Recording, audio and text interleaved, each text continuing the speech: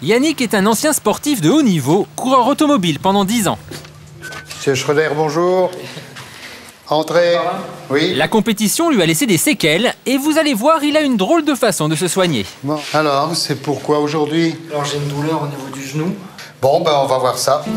Depuis l'âge de 13 ans, Yannick ne jure que par deux choses pour se remettre d'aplomb, son kiné et ses ventouses.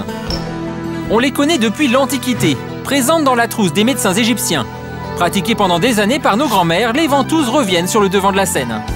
Faut que j'allume mon... Voilà.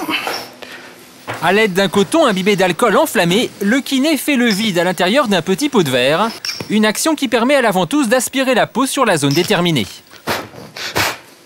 Et ça monte? C'est une sensation de pincement, mais vous sentez également aussi la douleur s'atténuer et s'estomper. C'est la pose de ventouse traditionnelle. La seule différence, c'est que nos grands-mères ne savaient pas les poser sur des genoux. Elles les posaient la plupart du temps sur des thorax pour soigner le rhume du bambin, pour soigner la bronchite du grand-père, et c'était tout à fait efficace. Kiné et ostéopathe, Daniel pose des ventouses depuis 39 ans. Grâce à la chaleur et à la pression exercée sur des points précis, les ventouses soignent rhumatisme, migraines, foulures, mais aussi problèmes dermatologiques. C'est l'alternative aux chimiques, et surtout, il n'y a aucun effet secondaire. Daniel pose près de 9000 ventouses par an et les propose presque systématiquement lors de chaque consultation, de quoi étonner plus d'un patient. Quand le kiné Daniel Henry m'a parlé de ventouses, bon, j'étais un peu interrogatif et étonné. Vous êtes dit quoi? Je me suis dit, c'est peut-être une pratique un peu ancestrale, un peu pratique de grand-mère. Ceci étant, c'est vrai que, compte tenu que l'effet est immédiatement mesurable, évidemment, j'ai adhéré à cette démarche. Seul petit bémol, les marques laissées par les ventouses. Ah bien, donc ma femme est toujours un petit peu étonnée et je ne peux pas lui cacher que je suis venu chez le kiné. Mais pas trop d'inquiétude, les marques disparaissent dans les 24 heures. Voilà. Ça va? Très bien, très bien. Aujourd'hui, de plus en plus de boutiques remettent au goût du jour les remèdes de grand-mère. Candice travaille dans l'un de ses magasins. Elle y vend plein de remèdes à l'ancienne, comme l'argile, l'un de ses favoris. Cuillère à café rase, que l'on va laisser au contact de l'eau pendant une nuit. Ça sert à faire une cure pour assainir au niveau des intestins. On dit que l'argile va où est le mal.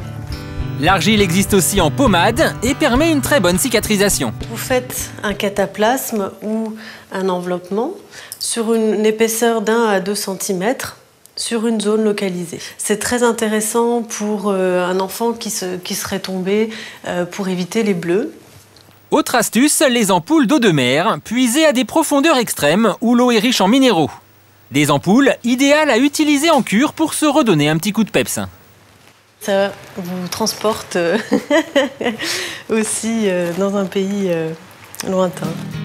Mais l'un des produits phares de Candice, c'est le vinaigre de cidre, exactement le même que celui qu'on utilise en cuisine. Appliqué en friction, il serait efficace contre les entorses, les foulures et pour soulager des blessures. Pour Candice, c'est un vrai produit miracle. Vous pouvez en mettre un petit peu lorsque vous souffrez de migraine, derrière ici, au niveau des tempes, en faisant des légères frictions comme ça. Michel est chanteur lyrique depuis l'âge de 20 ans. Il y a 4 ans, il a eu des soucis de santé, de graves problèmes articulaires. C'est alors qu'il découvre le vinaigre de cidre, un produit qui lui a changé la vie. C'est très simple, vous allez voir comment je fais. Je prends ma bouteille de vinaigre, j'en mets dans mes mains, voyez, comme ça.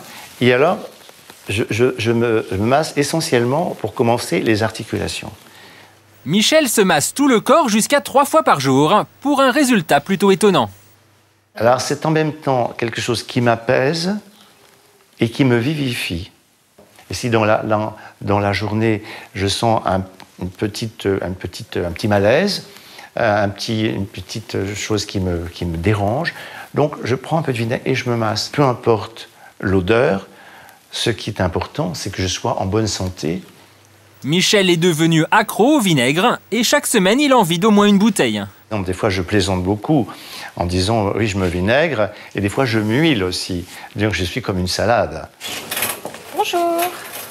Encore plus étonnant, voici un remède qui date de l'Antiquité et qui est de retour dans les hôpitaux, les larves de mouches. Nous allons défaire le pansement. Ces larves proviennent d'une seule race de mouches. Elles sont stérilisées en laboratoire puis insérées encore vivantes dans cette poche de gaz avant d'être appliquées sur le patient. Tournez-vous un tout petit peu. Florence Granel, dermatologue dans un hôpital de Nancy, les utilise dès que la plaie le nécessite. Lorsque les plaies résistent à des traitements classiques, on est parfois amené à proposer des larves qui sont bien connues pour leurs propriétés de détertion, c'est-à-dire qu'elles vont grignoter les tissus morts, nécrotiques, voire infectés, tout en respectant les tissus sains. Donc c'est des larves intelligentes. Ça ressemble un petit peu à un sachet de thé avec des petites boules dedans.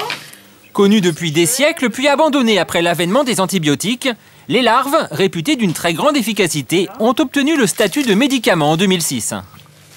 Il est vrai que ça permet d'avoir une très bonne détertion, très rapide, puisqu'au bout de 3 jours, on arrive à avoir des fonds très propres et ça permet d'accélérer énormément cette cicatrisation. Ventouse, argile, vinaigre de cidre ou larves, autant de remèdes de grand-mère qui ont toujours su allier depuis des siècles efficacité et très bon rapport qualité-prix.